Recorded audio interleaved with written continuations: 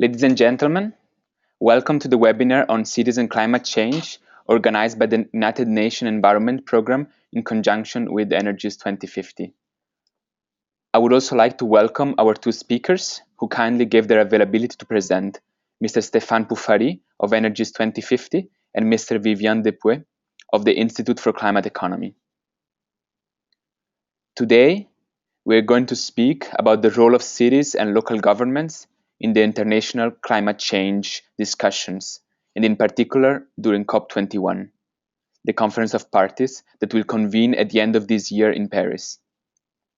In particular, Stéphane will introduce the topic and then focus on an initiative by the International Organization of La Francophonie, whereas Vivienne will talk about the mobilization of subnational actors toward COP21 and focus on the case of French subnational stakeholders.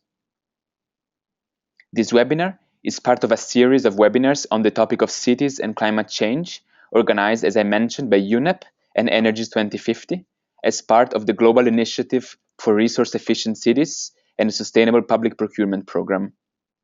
You can find more information on the website of the 10YFP program, www.scpclearinghouse.org. Before giving the word to the speakers, let me introduce briefly the software. You should be able in a second to see on the screen the slides of the first presentation. After the two presentations, we'll have some 20 minutes of questions and answers.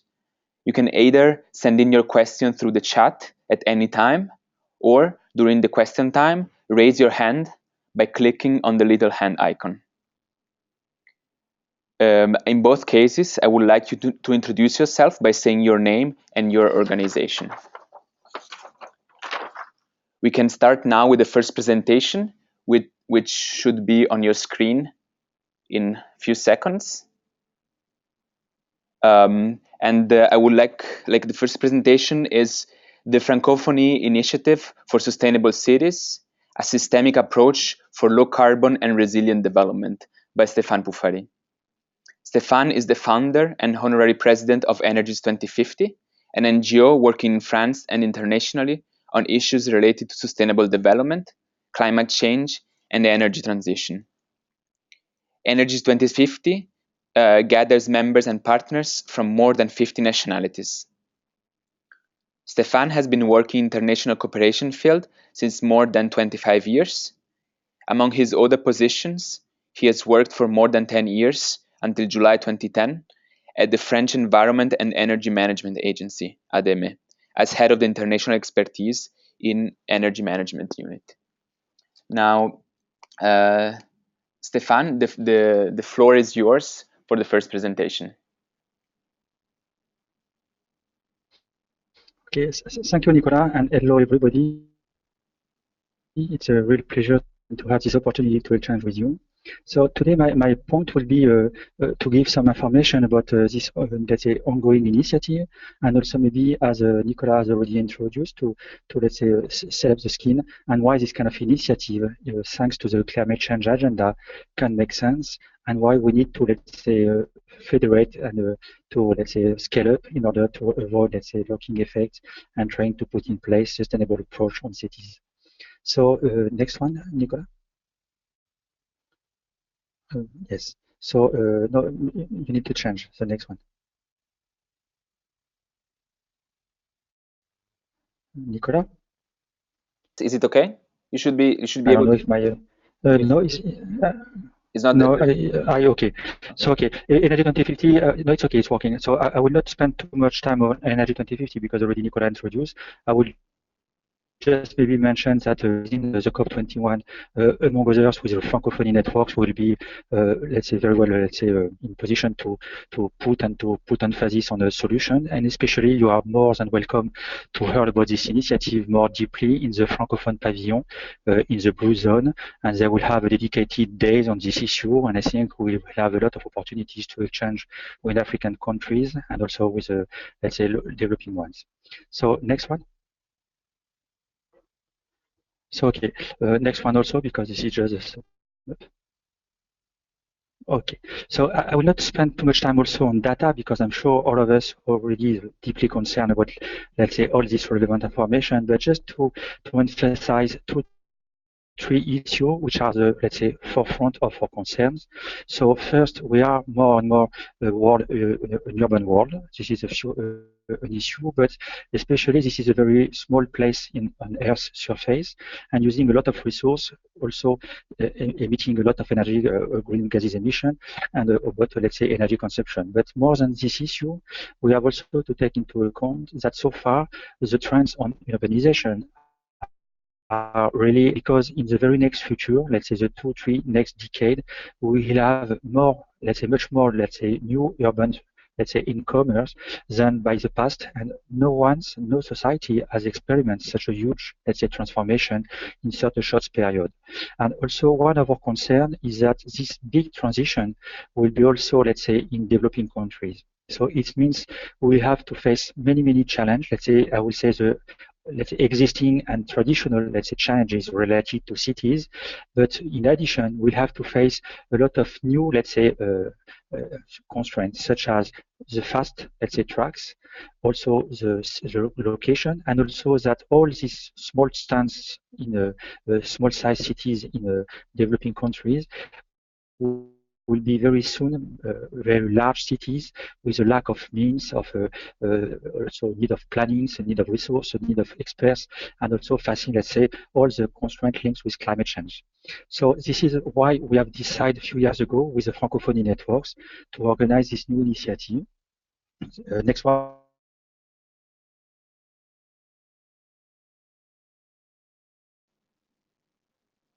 Hello?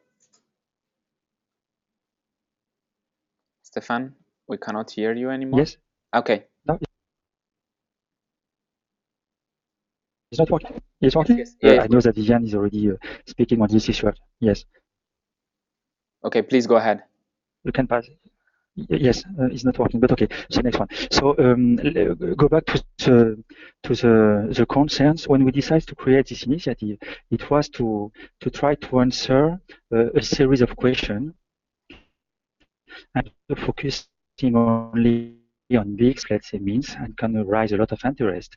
But we are mainly concerned about, let's say, middle-sized cities, and especially in Africa, but it can be applied worldwide.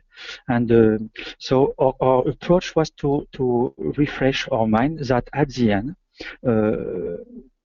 each type of cities is facing the same constraint. So what does it mean? Next one, please. Next one. This one is okay? It's not working, but okay. Yes, okay, yes, no, okay, it's okay. So okay. So the point is to say that we will have to demonstrate, like, for example, the lack of resource, the lack of competencies, the lack of financial means, the lack of interest, also the difficulties to organize and to plan the city. So, and I will say all these issues have some consequences. If we don't act today, we'll face locking effect tomorrow. So the point is to try to see the cities like a kind of puzzle, trying to find each, let's say, common denominators to work on, and trying to gather, let's say, different stakeholders to try to put in place, let's say,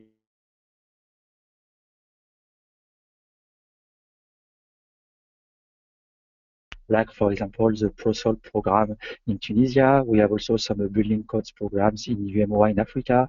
So just to say that if we consider cities in a systemic approach, let's say, way, like, for example, also the UNEP initiative, resource efficient cities, the point is to consider like a puzzle, and we can entry in the cities at a kind of like a matrix approach. It means each stakeholders can be, let's say, confident, but you will have to deal also with other concerns. So, for example, if I am an architect, I have to open my concerns also to energy, to city arrangements, to even the consumer and everything. So the point of this initiative is to organize, like, in a matrix way, all the stakeholders to be concerned and to try to scale up the means. Back to back, we also work on this initiative on the MRV approach. So this is also to be connected with the climate change perspective, because it is also the good momentum to see the cities not only as a standalone, let's say, issue to be worked on with, let's say, specialized agency at, let's say, higher level, or it can be at a technical, at the urban management, but it has also to be part of a global strategy at the national level. And I know that Vivian will speak about this subnational, let's say, commitments. But if we see so far the picture for the climate change conference in Paris, we had the INDC process. I'm sure most of you have already heard about that. And in some INDC, we have been successful to introduce the city concerns in a way that it is a double entry point. It can be connected to both mitigation but also adaptation. And for what concerns, let's say, low-income countries or developing countries, we are concerned that if we go through, let's say, adaptation, so to say in another word, that city can be resilient enough, we can have co-benefit on mitigation. And in this perspective, we can try to evaluate to create an additional, let's say, premium value on all the tools and, let's say, program we are going to implement at city level to say we are connected also to the global agenda, and not only for the big cities, like some big initiative has already put in place some protocol, like the IKEA ones, but it can be applied also for small city if we go back to the systemic approach and to the puzzle approach. So this is to say that this initiative is not, let's say, something so innovative, but at the end, we try to make confidence people which are not, let's say, usually working together. And we can also be connected with, let's say almost all existing initiatives, because basically we will be not concerned about, let's say, the storytelling of each initiative, because there are difficulties to benchmark, to be in position to monitor, to evaluate all this, let's say, this issue and this big initiative. We want to focus on something to be each time measurable, reportable, and verifiable. So if you go to the, let's say, next one, and after the next one again, okay. So our perspective is not, let's say, as I was saying, to create an additional ones, but just to try to federate. And again, this is very important because, for example, if we just, let's say, accept the big ones which are going to raise a lot of interest, or the ones who are in the tuning process or with some, let's say, particular process, we need also to focus, as I was saying, on small cities and the ones who will become tomorrow big cities, and also transitions need to be in the proper way to avoid locking effect. So next one, please, again. No, it's working, okay. Next one.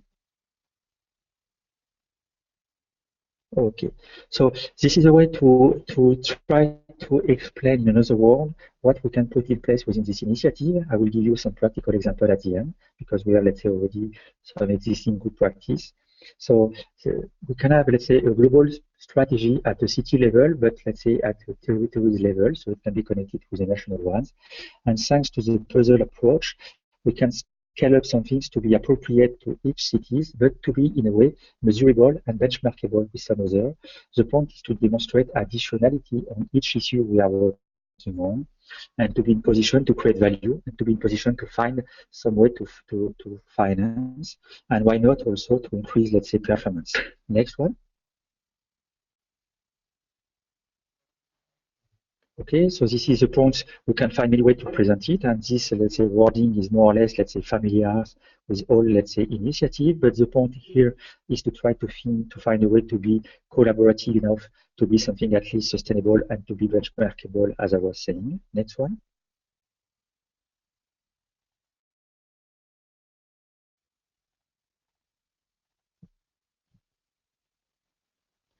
Okay, and so. Going back maybe to give you, because I don't know the times or the remaining times, but going back to some practical examples, we are so far, let's say, implementing some curriculum in 14 African countries within this initiative. There are architects, urban planners, and urban management. We are also training a lot of, let's say, national curriculum with architects, let's say, national associations. We have some different summer university. We have also some guidelines. So there will be very soon a guide on practical ways to design the energy efficient buildings in the sub-Saharan area. We have also some new program to refurbish Grand Bassam in Côte d'Ivoire, so it will be a practical project. We have also some pilots, let's say, buildings. This one has to be, let's say, with a systemic approach on the raw materials, local knowledge, energy performance, and also the way they are dealing with the urban planning. and these kind of things. And in addition, we are launching for the next, let's say, COP21, two new platforms on social housing to try these people to be more, let's say, confident with energy, trying to bridge everybody to scale up initiative and to try to avoid losing a lot of effort to advocate and to explain to people. So here are some specialized networks to work on. And I will say also we are connected more and more with the UNEP, let's say, initiative. And besides the resource efficient cities initiative, we are connected also with the Sustainable Building and Climate Initiative, which is probably working on some measurable tools like the common carbon metric, as well as a lot of pilot projects. And everything has been connected also with the climate change approach. Last point I will say to my presentation is also to maybe give you 2-3 words about the Francophone networks, because we are just part of the Francophone networks. And for those who don't know this network, it's a network of countries. So far, roughly 80 countries, so it's quite a significant number of countries. And what is the particular of these networks is that almost all, let's say, more than half of these countries are in developing countries. And in addition, more a significant part of these countries are in Africa, and we all know that Africa will have to be part of the solution concerns, as well as of urbanization. And also, they are also dealing with a lot of small island states. So this is to say that this initiative, more than, let's say, trying to reinvent the wheels, will try to federate, but also to remind people that the story will have to be part also somewhere with small cities, which will be tomorrow big ones, and that if we want to connect all this, let's say, initiative and this, let's say, ongoing process on cities, depending the country and also the, I don't know, the background, the tools, the type of support we can imagine, we have also to be in position to have the common language. And this will be maybe my last word on this issue, that more than, let's say, a concern, it has to be a priority. We need to avoid duplicating innovation, to duplicating, let's say, existing pilot project or, I don't know, networks or knowledge or platform. If we are not in position to share the common language and to be in position to monitor performance. And this is very crucial, as all now countries are committed, thanks to the, let's say, Paris Agreement. We all expect to be successful in Paris next December, to have something to be realistic, to be ambitious enough, but to be transparent, to demonstrate the performance in a long track, let's say, time. So this will be, let's say, my conclusion to say, for those who are interested, please contact us for this initiative. We will connect the initiative, and they are already part of the story with the SCP program of UNEP and also with the Resource Efficient Cities Initiative we are proud to be part on.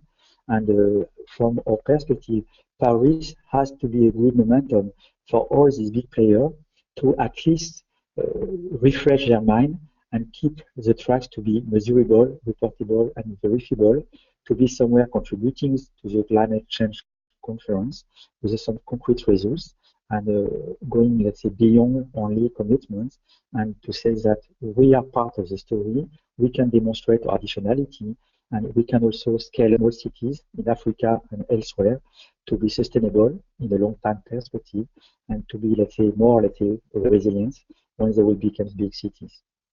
Thank you for your attention, and I will be more than happy to answer your question. Okay, thank you very much. Is it okay, Nicolas? Yeah. Thank you very much, Stefan. For I am on time, or it's too long? No, it's you're very much on time. Thank you for the presentation. I've seen you skip some of the slides at the end. It's okay. We'll share the presentation. Yeah, sorry. Sorry, it was not working so fine, so I was not looking to my screen. I'm sorry for that. Sorry. No problem. Okay, but thank you very much. So I see there is already a couple of questions, but I'll keep them for the end. And then I would like to give the floor now to Viviane Depuy, who will present a booklet for subnational stakeholders heading toward COP21. So you should be able to see the first slide of his presentation on the screen now. Viviane is a research associate on the theme of territories and climate for the Institute for Climate Economics, I4CE. Vivian's work focuses on the approaches and tools available to local authorities to meet the challenges of climate change. He's particularly interested in tools to aid infrastructure adaptation decisions. Vivian holds an environmental science master of the Pierre and Marie Curie University and a master in environmental policy from Sciences Po Paris. So, please, Vivian, the floor is yours for the second presentation. Okay, thank you, Nicola. So, hello everybody. It's really a great pleasure as well to be here and to have this opportunity this afternoon to present you this booklet for subnational stakeholders heading towards COP21. So please, next slide. Okay, thank you. So I work for I4C, which is the Institute for Climate Economics. For those who knew it before, it's the new name of a team which was called CDC Climate Research, and which is an initiative of Caisse des Dépôts and the French Development Agency. We are a think tank harnessing economics for the climate. And we especially work with local territories and cities. Please, next slide. In the last month, we saw a very large mobilization of local authorities and cities toward the COP21 with some key events and key dates, such as the Ban Ki-moon summit in September last year, where, for instance, the Compact of Mayor took commitments for GHG reduction for cities with a general goal of more than 460 megatons of CO2 equivalent. We also had the R20 summit at a more regional scale, a declaration of European mayors for climate in March this year, when many representatives from European capitals decided to use in a more efficient way levers such as the public procurement to reduce their GHG emissions. Then we had this summer in Lyon, France, the World Summit for Climate and Territories, which gathered many networks of cities and local authorities to place territorial action at the heart of the response to climate change. This mobilization will probably and certainly continue during the COP21, and all those commitments, all those initiatives will be gathered in what we called the action agenda, which will be a part of the Paris Agreement, because as you may know, the Paris Agreement this year will be quite different from what were the previous COP and international climate agreements, like the Kyoto Protocol, for example, since this Paris Agreement may be composed of several parts or pieces. A core agreement, which will be a binding protocol probably, a decision, a more open decision by the states, a pillar on finance and financing tools and issues, then this action agenda, which will gather all the commitments and all the initiatives of non-state actors.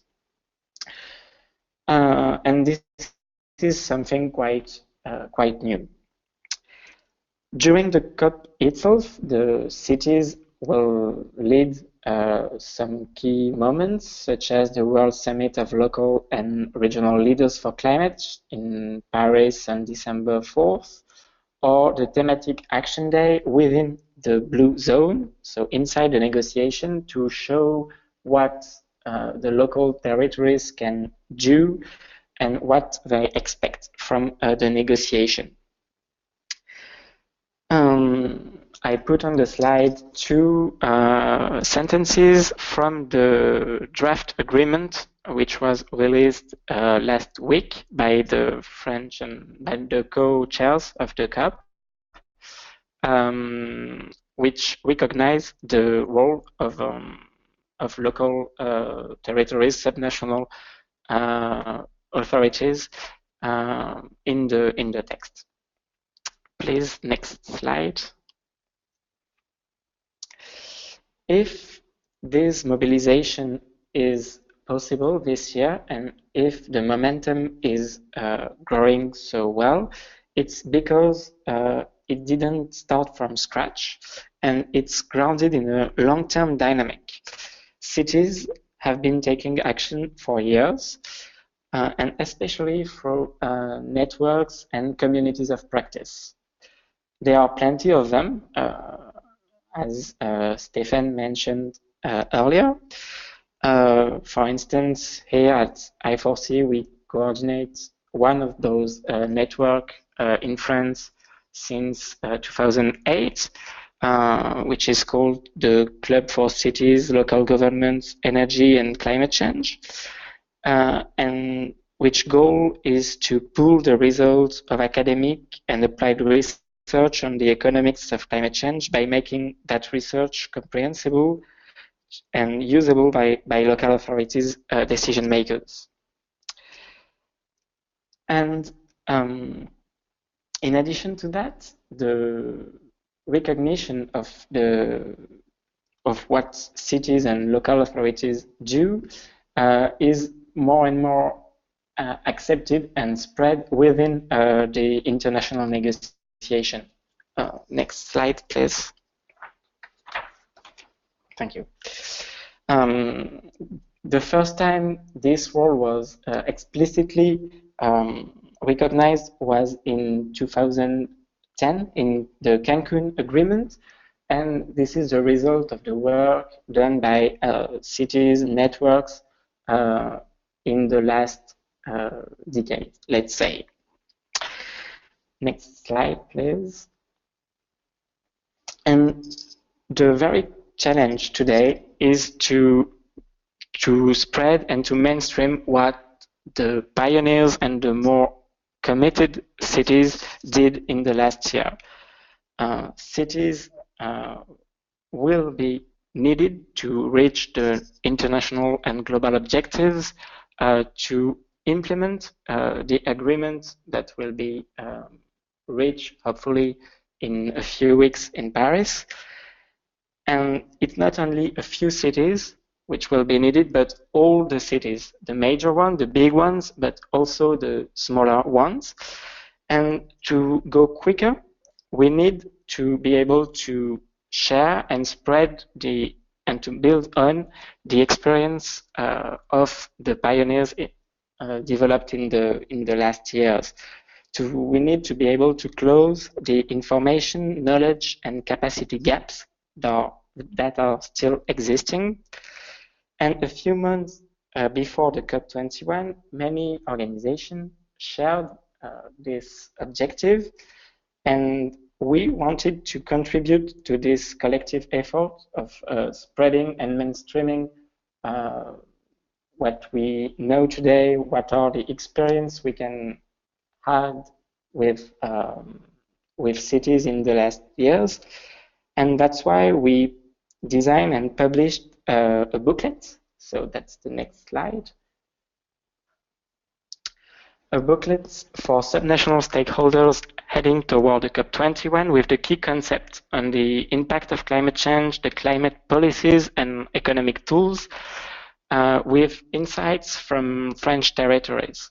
The objective of this publication is to highlight the expertise and experience of French subnational territories, to spread promising solutions and open debate, to provide a direct and free access to the knowledge the most up-to-date, and to inform and raise awareness of local authorities, business, and local stakeholders about climate-related issues and COP21 to encourage to take action.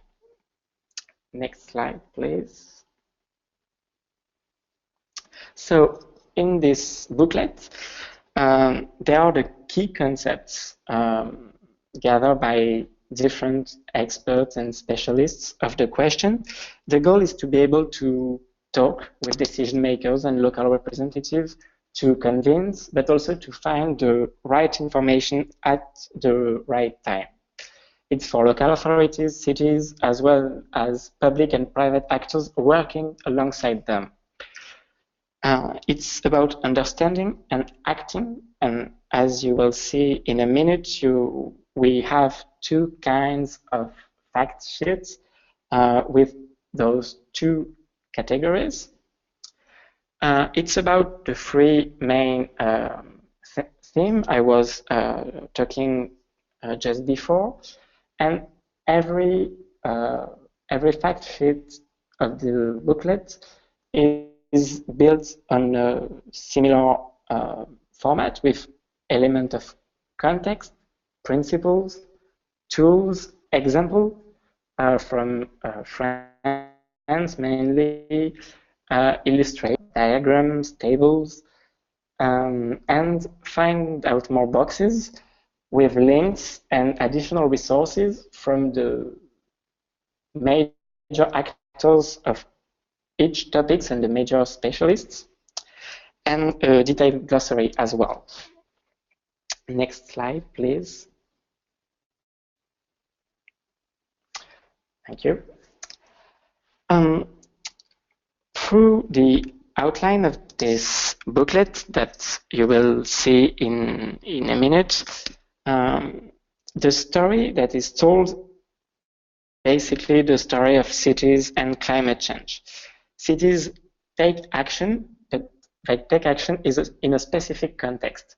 This context is a physical context of climate change, climate impacts, which are described through synthesis of the IPCC reports and of more local or regional data sets, but also an institutional context, because it's very important that local decision makers, that cities and local actors understand what is the general context, what is their role within this context, and what is relevant for them in the regulation, in the debates that are going on. For instance, what is the Kyoto Protocol? What is this debate about carbon pricing? What can be found in the European regulation, like the climate and energy package, in international laws, etc.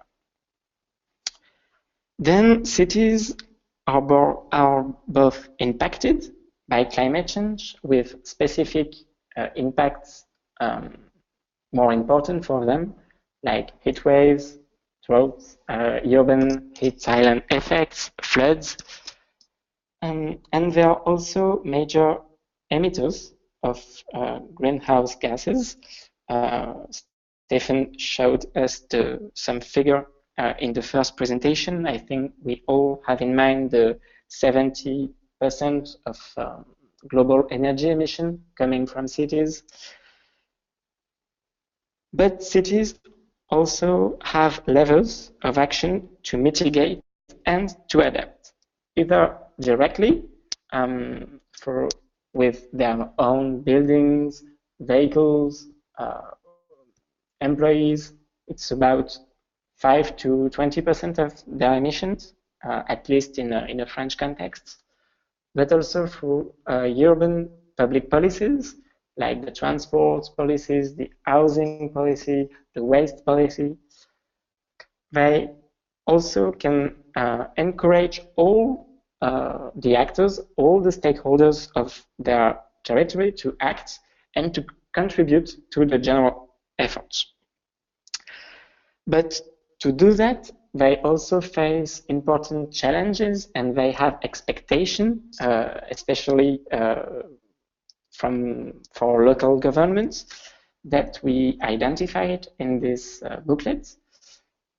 It's especially about having a coherent national framework granting them the right to experiment, to take initiatives. It's also about having an appropriate governance framework and provision to be able to act. And it's also the major and the key issue of having access to public and private finance to international and national funding to be able to implement the action that they identify as priority and major to reduce their emission. Next slide, please. Perfect. There are challenges. There are also many tools and initiatives and resources available for cities to meet those challenges. But the key issue today is to take ownership of those resources, of those tools. Is to take ownership of the scientific information which is available. That's why we have parts on services like the DRIAS service in France, which gives an access to regional climate projection. It's about taking ownership of methodologies, guidelines, initiatives such as the local climate and energy plan. Is about taking ownership of decision-making tools that are existing, of instruments, regulatory or fiscal instruments that are existing in the law, in the regulation, to promote energy efficiency, to develop renewable energies, and so on. And it's also to take ownership and to be able to access the funding and the finance which are already there through European or national funds, but also through more innovative tools such as the crowdfunding, the carbon finance, the green bonds, and others. Of course, there are tracks for progress. There are challenges which are still there, like the challenge of monitoring, reviewing, and verification of emission reduction for cities, like the challenge of financial engineering to access those funds, like the challenge of building capacities in the city. But to progress and to meet those challenges, it's very important that all the cities, and not just a few ones, can progress together. And that's why this kind of very educational initiative to generalize, to spread the most interesting experiences are useful according to us. Next slide, please. Yes, so here you have the general detail outline of the publication. I won't go through it in detail, but you see the three main parts that I described earlier and the 35 sheets that we have. Next, please. We try to have an original and very concrete and illustrational content with best practices from different contexts in France mainland, in France overseas territories, in cities, in transnational regions. You have here all the examples that you can find in the booklet. And we also try to use diagrams, tables, like this original schematic map of potential impact of climate change in France by 2100. Sorry. Next, please.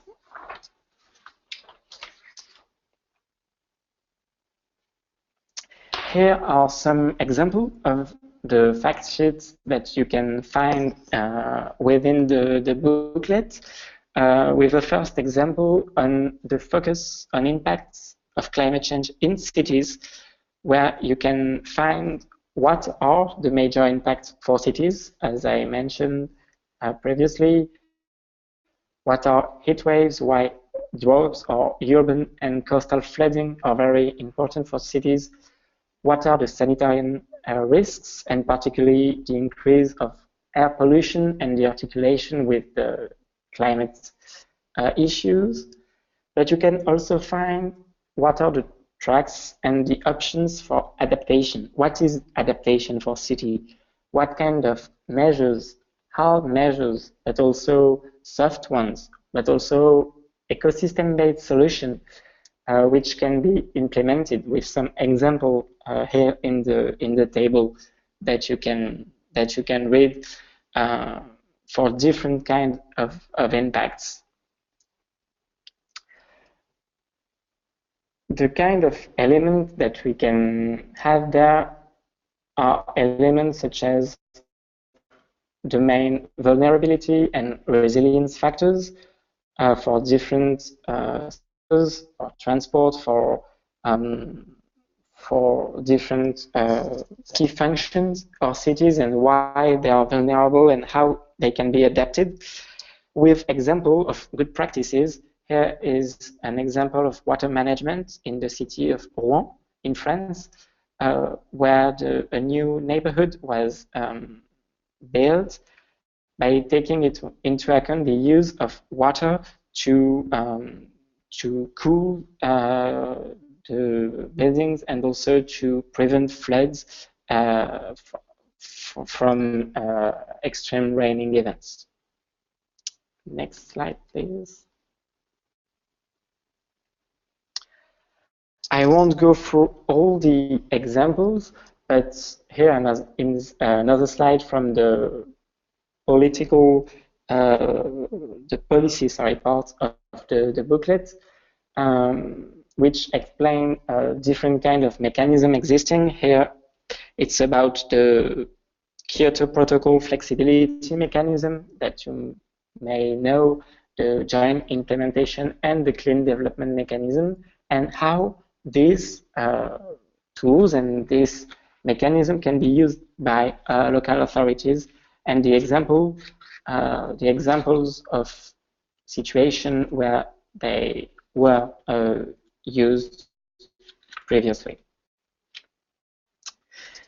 Next slide, please.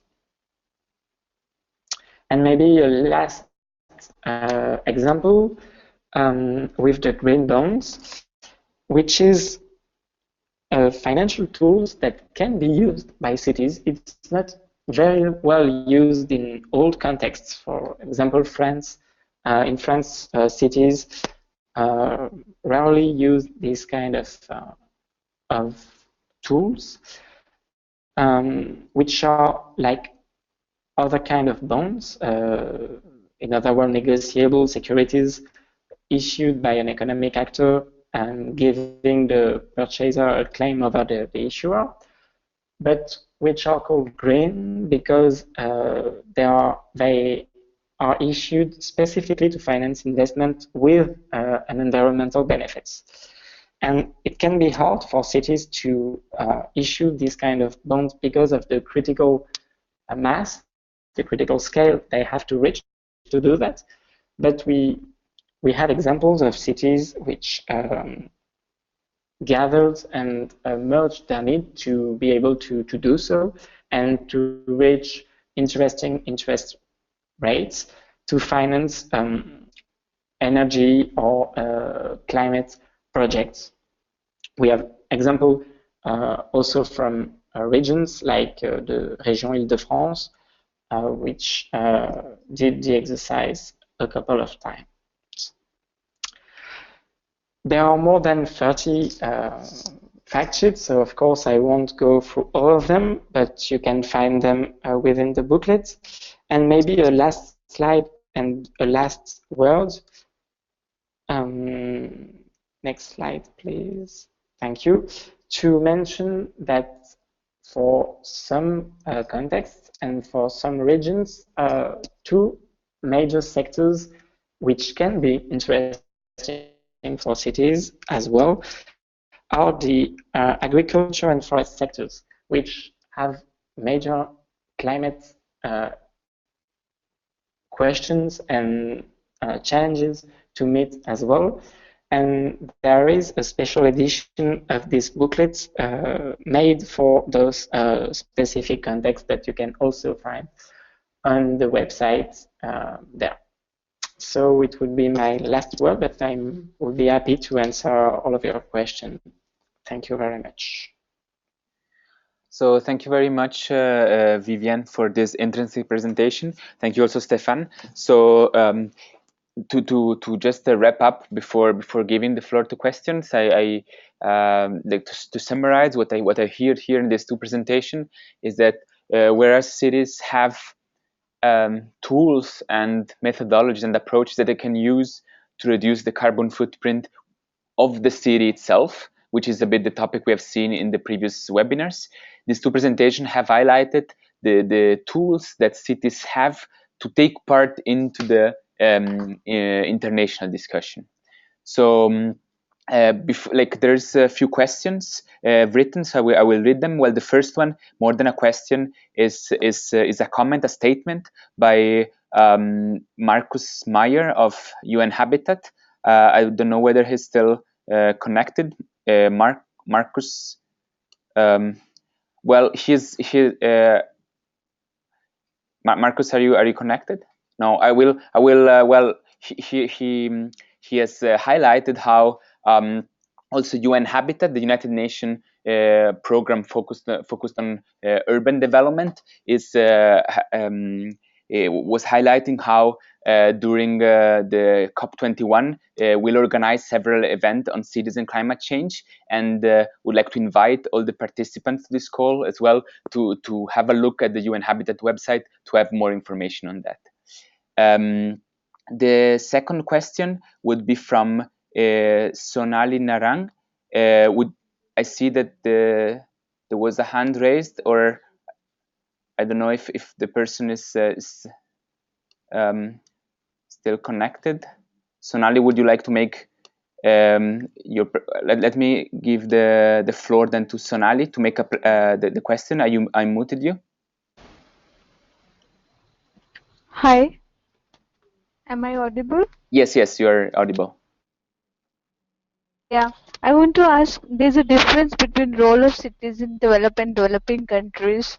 So I'm from India. I would like to know what cities like New Delhi or metropolitan cities, there would be a difference between core and peripheries. There would be some modernized cities and there are some underprivileged cities which are not that modernized. So how we can make a difference between the roles that they could play probably into the reducing the carbon footprints? How will we make a difference in that? Could you explain, elaborate some few points in this regard to make my understanding more clear? So your question would be more for Stefan, or for the first presenter, Stefan, or for Viviane? Anyone can answer. So maybe Stefan, you want to start with this one, since I see that there is another question for Viviane later.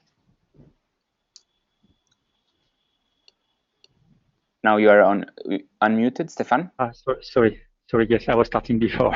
Okay. So yes, thank you for the question. And first of all, I just want to underline that UN Habitat is also partner of the EFDD, so the Francophone Initiative. So they are part of the story.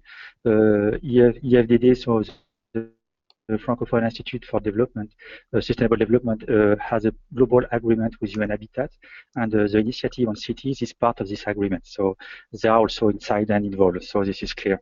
So thanks to the question of the representative of UN Habitat, this allows me to underline this issue. Going back to the question to our colleague from India, I think this is a very relevant question because, by the way, I will maybe more enlarge the question. I'm not so sure the question of cities has to demonstrate demonstrate their availability to mitigate at least. So it depends on the countries and the cities. So for India, yes, this is an option, but I will maybe suggest first to concentrate on increasing resiliencies, trying to find a way to monitor adaptation, and also why we can increase, let's say, about something to be measurable at the end, and to demonstrate at the end there are benefits on mitigation. That also shows the entry point on mitigation in the appropriate ones. And maybe even if India is not, let's say, especially, let's say, a targeting fund, but so far we all know that part of the story will be now to closely have an approach on adaptation and mitigation for developing countries. So India maybe is in somewhere in between the line, but at the end, this will have to be the entry point. And I think the question of our colleagues is of the utmost importance, because we need at least definitively to make, I will say, to separate type of cities and also type of improvements to be realistic enough. And I will say for such large cities like New Delhi, we can have a systemic approach like for INDC. So it has to be collaborative, inclusive, and trying to find a way to fix everything which is on trends already, what can be measurable, what can be, let's say, avoid as emission, because you speak about mitigation, and I think to consider also looking effect against. And on this issue, you can have also co-benefits. So this is very difficult to say, oh, you can, because this is very difficult to have data, to be in position to demonstrate. But if you go to try to find some specific items to work on and to demonstrate the full process, I think you can enlarge, and this has to be a step-by-step process to be in position to measure and to report. And also, maybe one point is you can definitely also maybe try, and I think the Francophone initiative is working on this issue also, to be as much as possible close to something as all the official methodologies, because so far for cities, and this is also something Viviane has already underlined and we have all in mind, is that the lack of methodologies to be worldwide applicable is really crucial.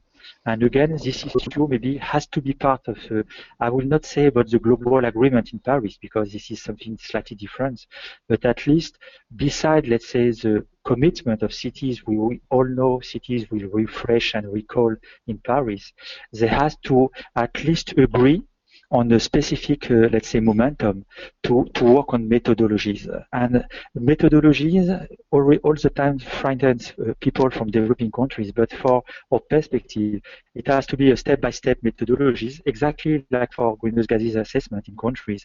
It has to be progressive. So let's say, I will say, developed cities with a lot of funds, means, experience, data, knowledge, and tracks records can let's say, be at the upfront. But for the rest, we can imagine, let's say, methodologies like for INDC to be with trajectory, trends, to be with conditionality, trying to improve the system and to create interest, knowledge, and at the end to be in position to measure. So I don't know if I answer properly your question, but I think this is clearly some crucial items, and I'm not so sure in the global agenda of cities so far, people wants to people goes to try to mix all the type of cities in a, let's say, broader picture, but having a, let's say, fragmented approach with the tools and the expectations. So maybe this will be my contribution to your question. So thank you so much.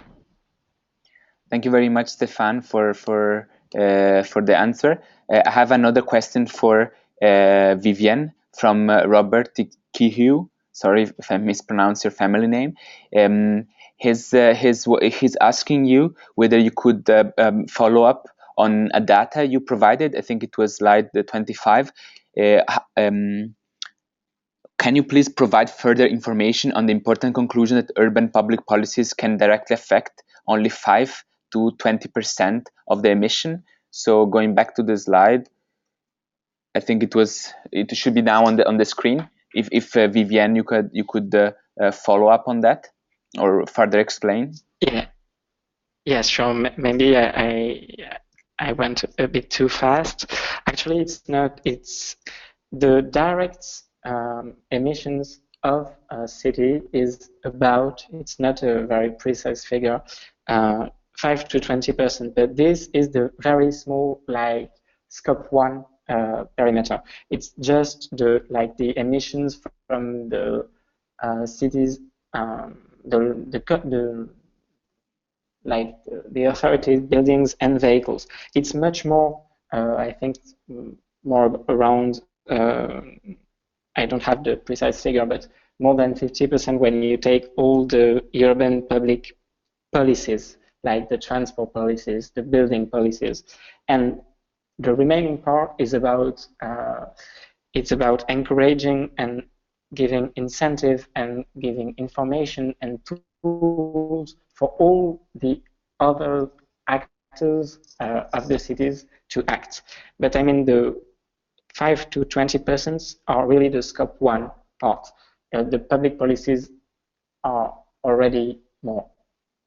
Is it clear like this? Yes, if I can also reformulate or follow up on what Viviane just said, I think a big distinction also can be made between policies at the city level from local government, which can operate on a certain dimension or on certain sources of emissions, and policies still to be taken in cities, but by local by national governments, which go beyond, of course, the jurisdiction of local governments only. Exactly. Okay, we have another hand by Sergio Carpano. Sergio, you would like to have make a question? You are unmuted. Can you hear me now? Hello. Hello, we can't hear you properly. Can you hear me now? I don't think so.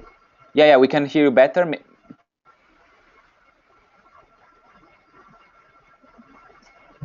Please go ahead with your question. Sorry, because the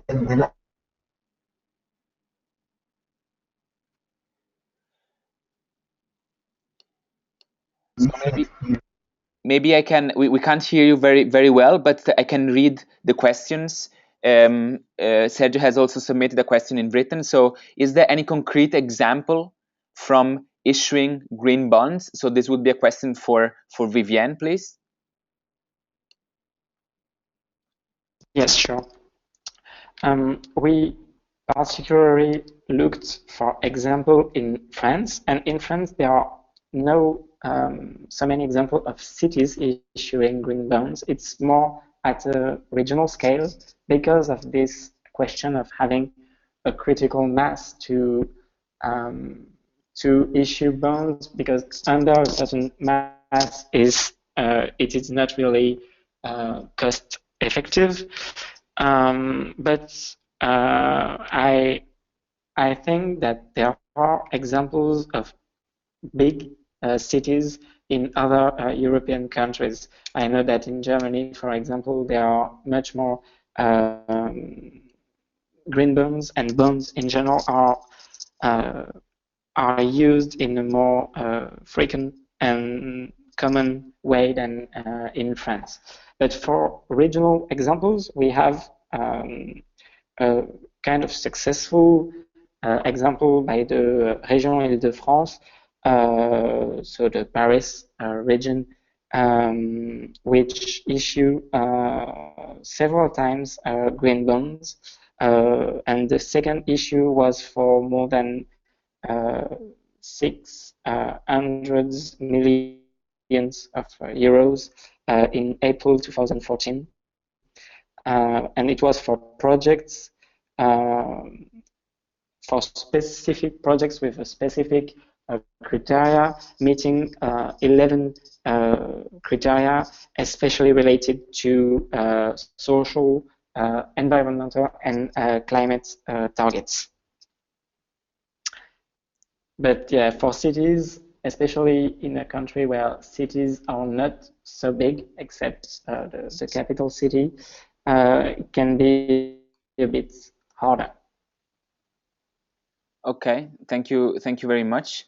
I have a question from Mrs. Phoebe Dudek, research scientist at MIT Urban Metabolism Group. It's also a question to Viviane, but I encourage also Stefan to intervene if he has something to add.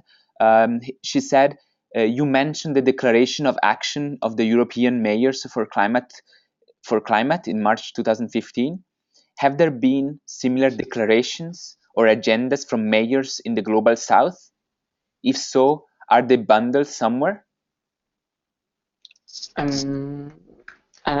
Only from the global south. I'm not aware of a specific declaration. I know that in the major networks and commitments from global networks, there are cities from the global south, but a specific declaration of mayors from the global south, I have not heard about. Maybe Stéphane?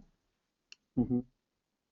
I will give some words. I don't know if I have my microphone working. Yes, you have. Yes, I think there is a Pact of Mexico, which is a very good example, and I think it's a very interesting one because especially they have committed to have third parties auditing the commitment of cities. So I think this one can be very exemplary and worldwide, I would say, at the end, because really they try to concentrate on let's say on measurable some things at the end. So this is first one, and maybe I will say, but as Vivian already said, that it's maybe international big, let's say, networks and organizations we have this kind of commitments, and I think actually has put something on the table, and I think also there is one thing in the Korea, but I don't know if it's because there have been some declaration of Seoul, but I'm not so sure it's something like a commitment of cities. It's more, let's say, a commitment. I would say concrete, measurable commitments, but I would say I'm not so sure. But the Mexico Pact is a good example of existing one. Okay, so thank you very much. So I don't see any more question. So I would like you all. I would like to thank you all and to panelists to this webinar for your participation. And I look forward to doing again another webinar with you soon. Okay, bye bye. Thank you very much. Bye bye.